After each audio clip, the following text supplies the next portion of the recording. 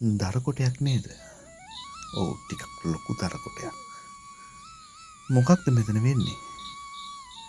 මොකක් නමුත් අමුතු දෙයක් සිද්ධ වෙනවා.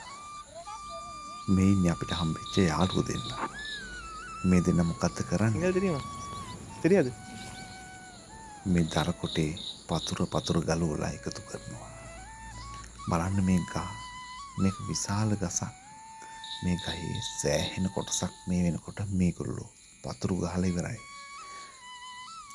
මේගොල්ලෝ කරන්නේ ගෙදර දර අවශ්‍යතාවය සපුර ගන්න මේ ගහෙන් පතුර ගලවගෙන එකතු කරගෙන යන එක. කඳුකරයට දර අත්‍යවශ්‍යයි.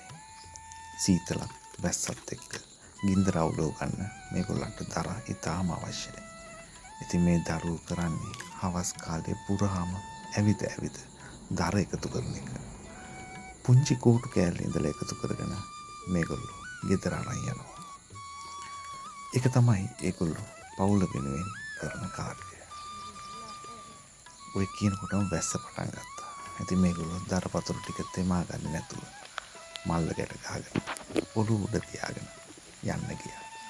මේ දර මල්ලිලා දෙන්න අපිට හමු වුණේ මස්කෙඩිය අප්කට් පාරදී. ඉතින් මේගොල්ලන්ගේ පුංචි කතාව අපි රෙකෝඩ් කරගත්තා.